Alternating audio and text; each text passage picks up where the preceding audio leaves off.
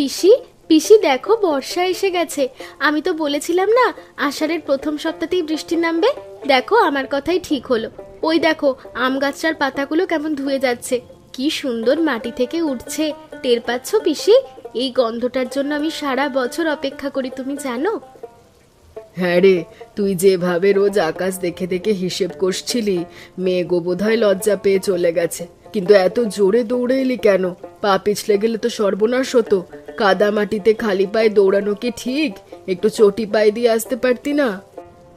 পিসি তুমিও না, বর্ষা এসেছে আর তুমি ভয়ের কথা বলছো। আমি তো ভিজতেই এসেছি। ছোটবেলায় তুমিও তো আমাকে বৃষ্টিতে ভিজাতে নিয়ে যেতে, মনে নেই?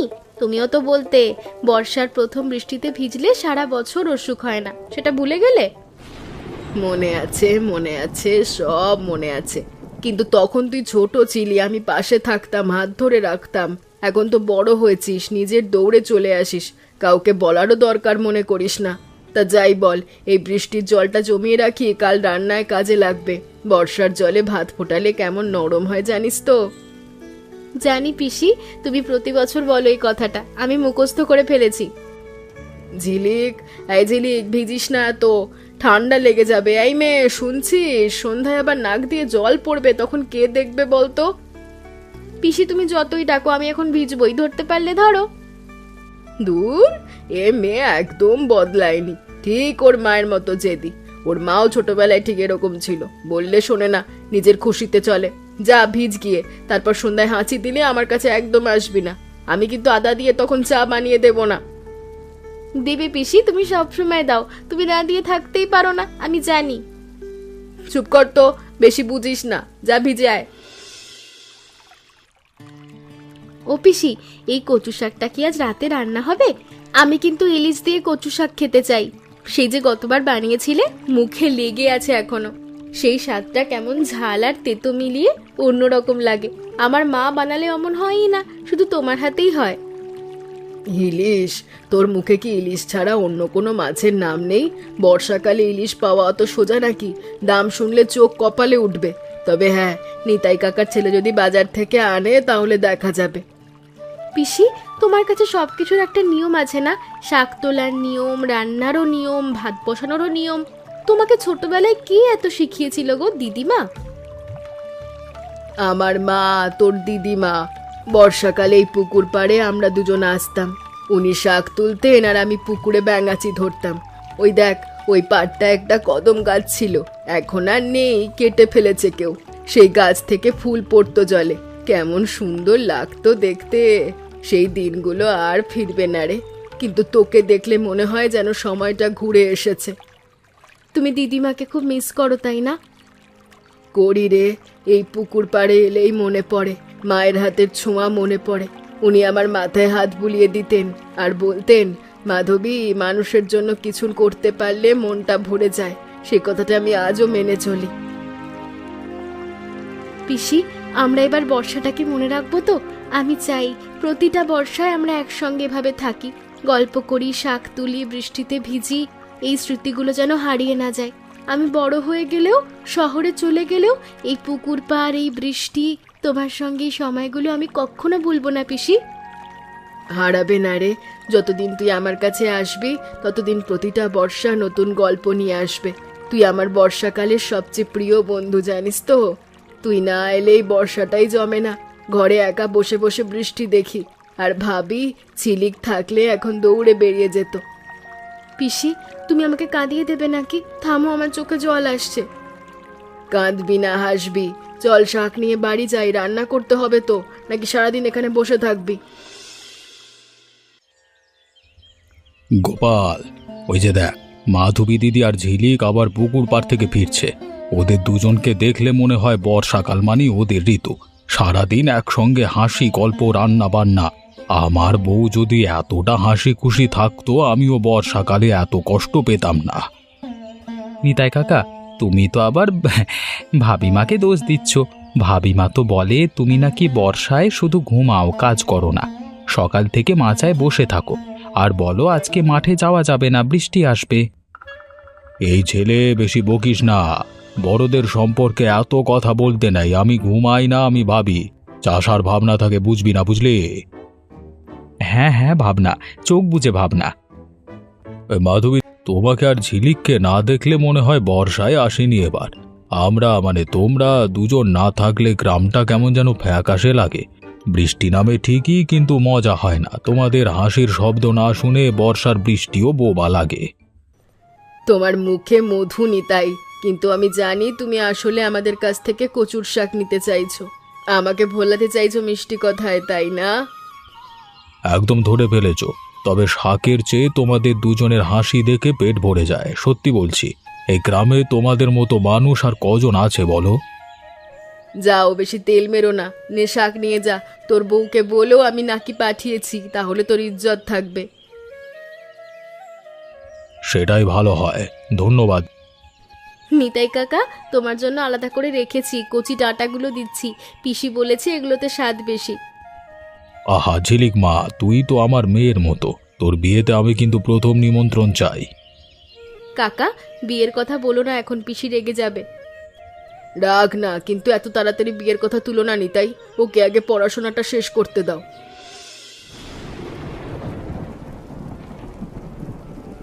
মাধবী, এবার তো মুশকিলে পড়লাম। আমের আচার বানিয়ে রেখেছিলাম রোদে শুকোতে দেবো বলে, কিন্তু এই বৃষ্টি তো থামছে না। আচারগুলো এভাবে রেখে দিলে নষ্ট হয়ে যাবে। কি করি বলতো? এত কাঁচা আম কিনেছিলাম, মশলা বেটেছিলাম, সব কি বৃথা যাবে? ঘাবড়াচ্ছ কেন? আমার মা এরকম বর্ষায় কতবার আচার বানিয়েছে। রোদ না পেলে চুলোর আঁচে একটু একটু করে শুকিয়ে নিতে হয়। আঁচটা কম রাখবে, নইলে আম সেদ্ধ হয়ে যাবে। একটু সর্ষের তেল বেশি দিয়ে ঢেকে রাখো, ঠিক থাকবে। আর হ্যাঁ, নুনটা একটু বাড়িয়ে দে, নুন বেশি থাকলে বর্ষার আচার টেকে। সত্যি চুলোর আঁচে হবে? আমি তো ভাবছিলাম সব ফেলে দিতে হবে। ফেলবি কেন?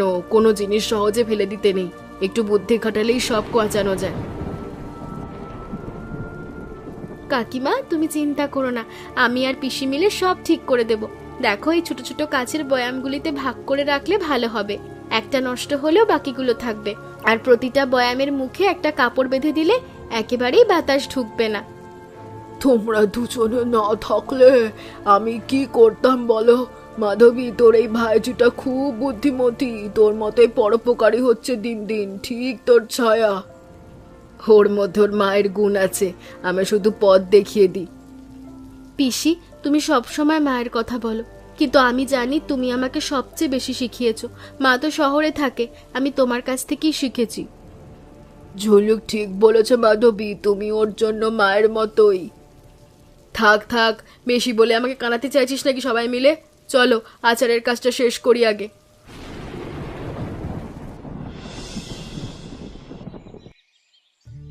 পিসি নেই? আমি এত কষ্ট করে কদম ফুল তুলে আনলাম, গাছে উঠতে গিয়ে হাতে কাঁটাও লাগলো। কিছু না, ফুলগুলো টেবিলে রেখে যাই, পিসি এলেই দেখবে, খুব খুশি হবে। পিসি কদম ফুল খুব ভালোবাসে, গতবারও বলেছিল কদম ফুলের গন্ধ পেলে ওর মায়ের কথা মনে পড়ে। আজ পিসি ফুলগুলো দেখে নিশ্চয়ই হাসবে। গোপাল, এই টেবিলে কদম ফুল ছিল, কোথায় গেল? ওহ, এই ফুলগুলো?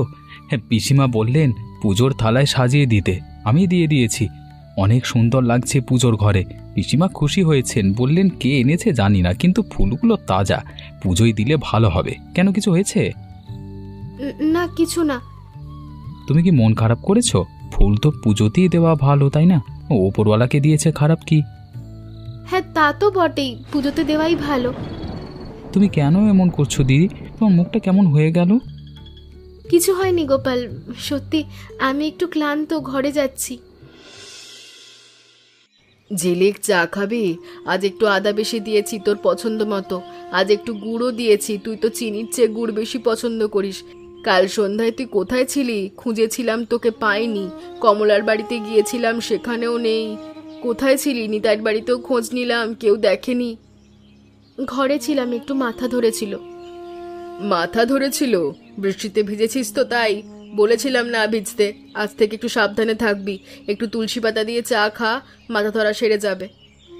হুম। কি হলো রে, এত চুপচাপ কেন?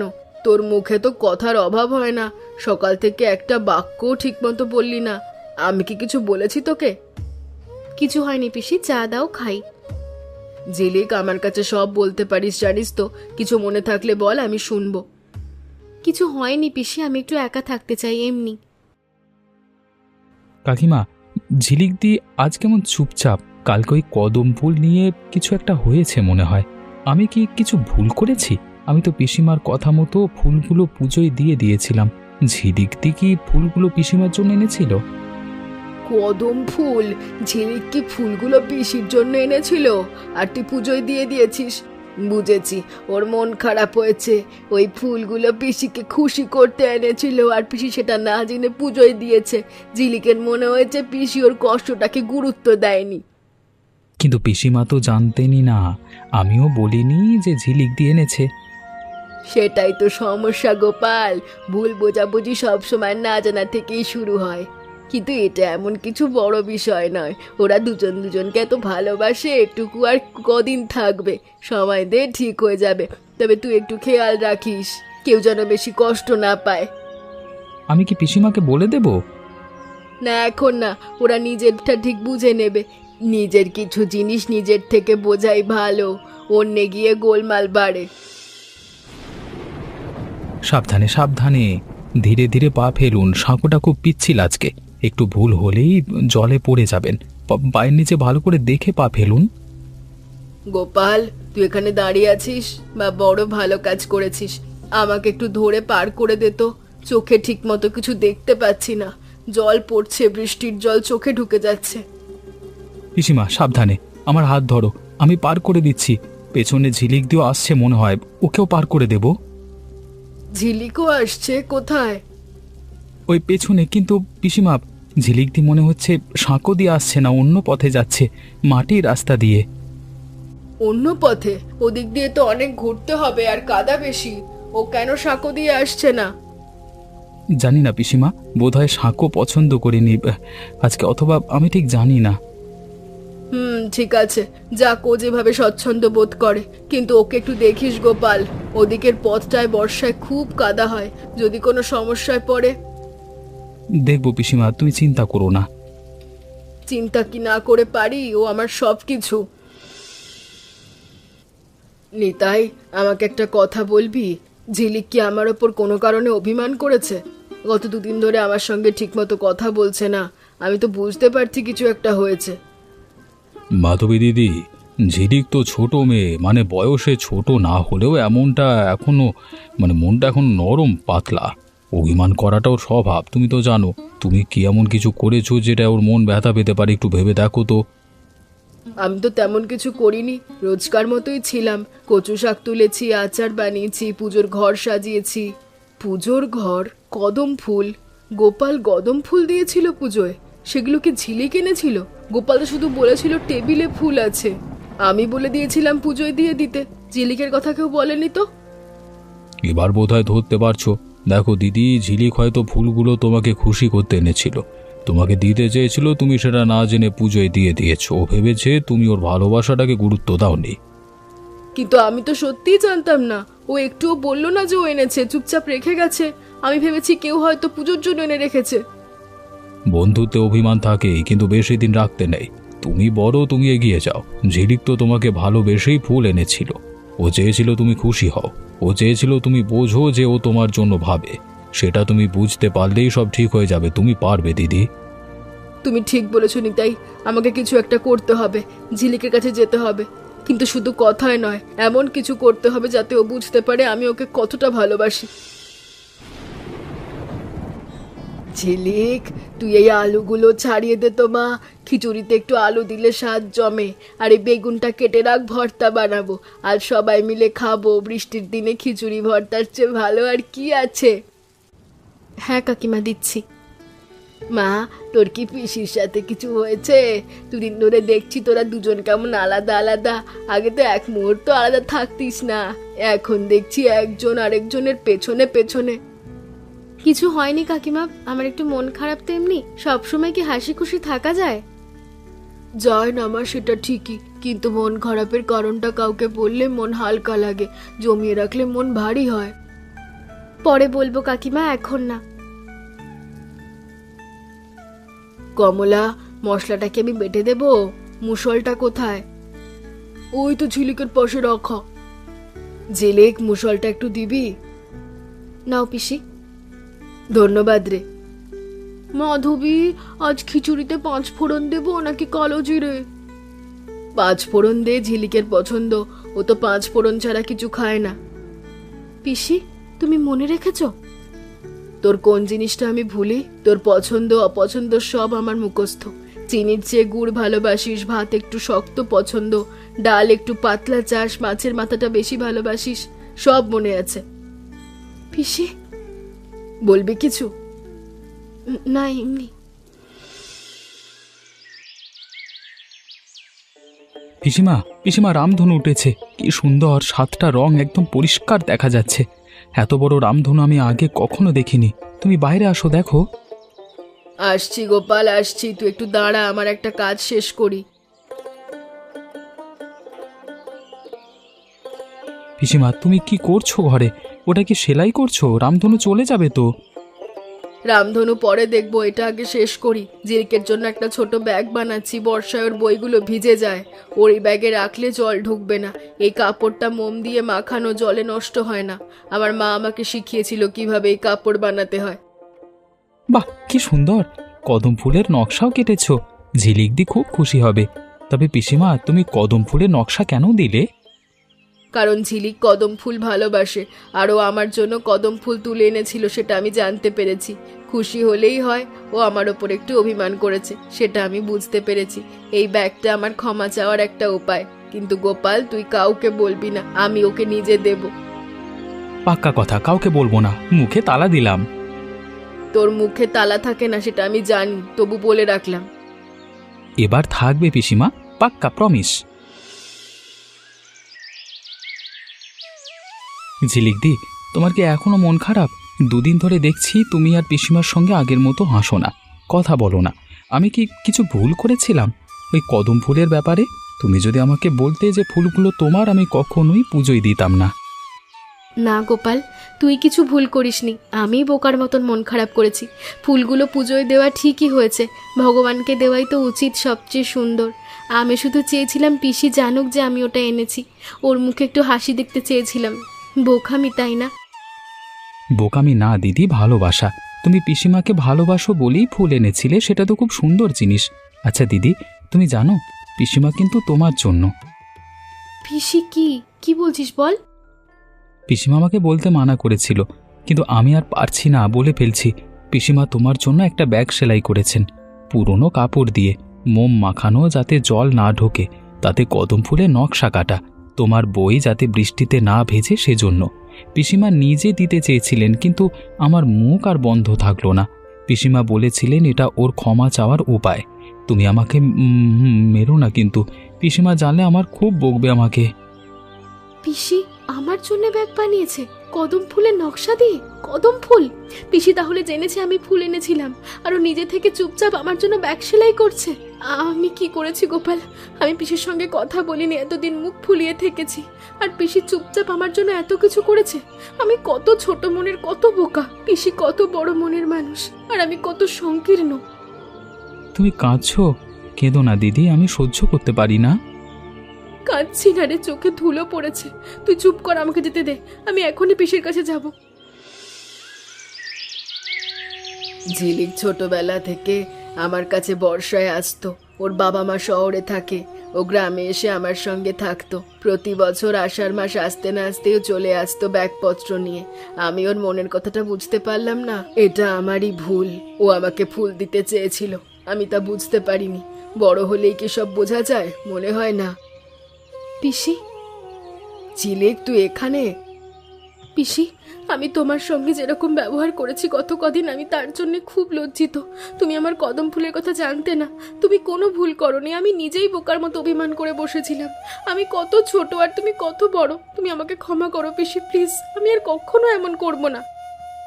আমায় ক্ষমা করতে বলছিস?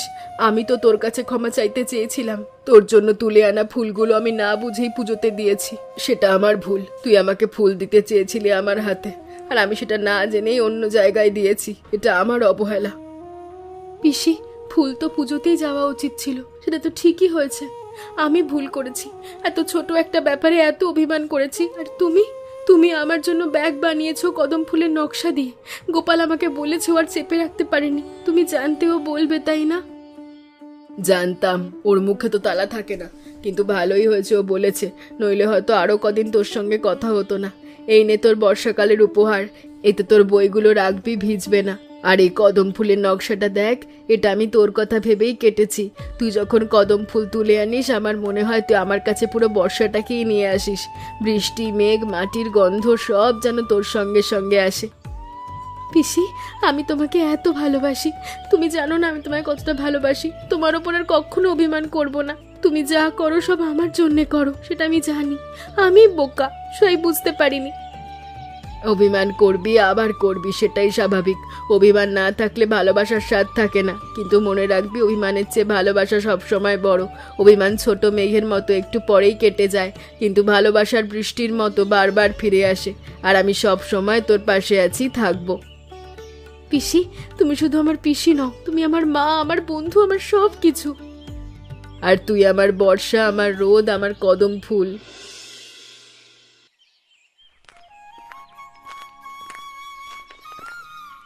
ওই দেখো, বর্ষাকালের দুই বন্ধু আবার একসঙ্গে। এবার বোধ হয় আসল বর্ষা শুরু হবে, গ্রামটা আবার জমে উঠবে এখন। দেখেছ নিতাই, বলেছিলাম না সময় দিতে। ভালোবাসা কখনো হারায় না, একটু পথ ভুলে যায়, মাঝে মাঝে আবার ফিরে আসে। এই দুজনকে দেখলে বোঝা যায় রক্তের সম্পর্ক আছে, কিন্তু মনের সম্পর্ক আরো গভীর। কাকিমা, আমি কিন্তু পিসিমার কথা রাখতে পারিনি। ঝিলিক দিকে বলে দিয়েছি ব্যাগের কথা। পিসিমা কি আমার উপর রাগ করবে?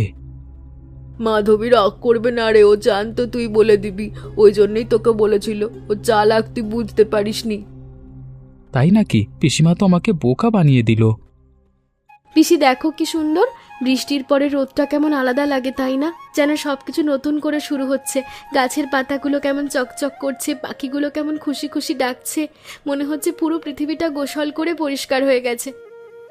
ঠিক বলেছিস রে। বর্ষা যেমন শুকনো মাটিকে সবুজ করে তোলে, তেমনি ক্ষমা আর ভালোবাসার সম্পর্ককে নতুন করে বাঁচিয়ে তোলে। আমরা দুজনের মধ্যে যে ছোট্ট মেঘটা জমেছিল তা কেটে গেছে, এখন শুধু রোদ। আর দেখ রোদটা কত উজ্জ্বল। মেঘের পর রোদ সব সময় সুন্দর হয়। পিসি, আগামী বর্ষাতেও আমি আসব, তারপরের বর্ষাতেও, তারপরও। যতদিন বৃষ্টি আসবে আমি তোমার কাছে আসব। কোনো শহর, কোনো ব্যস্ততা আমাকে আটকাতে পারবে না। এই গ্রাম, এই পুকুর পাড়, এই কদম গাছ আর তুমি, এগুলো আমার জীবনের সবচেয়ে প্রিয় জিনিস। আয়, সব সময় আয়। আমার দরজা তোর জন্য সব সময় খোলা। বর্ষায়, শীতে, গ্রীষ্মে, সব ঋতুতে। তুই আমার বর্ষাকালের বন্ধু, চিরকালের বন্ধু। যতদিন আমি আছি তুই আমার কাছে ঘর পাবি, স্নেহ পাবি, ভালোবাসাও পাবি। পিসি, তুমি সব সময় থাকবে। তুমি না থাকলে আমার বর্ষাকাল হবে না। থাকবো রে, তোর জন্য থাকবো। চল বাড়ি যাই, আজ ইলিশ দিয়ে কচুর শাক রান্না করব। নিতাইয়ের ছেলে বাজার থেকে ইলিশ এনেছে। সত্যি? পিসি তুমি সেরা, চলো দৌড়ে যাই। দৌড়বি না, পা পিচ্ছিল, আস্তে আস্তে চল। পিসি, তুমি কোনোদিন বদলাবে না। বদলাবো কেন? আমি ঠিকই আছি। তোকে সামলানোর জন্য আমাকে এরকমই থাকতে হবে।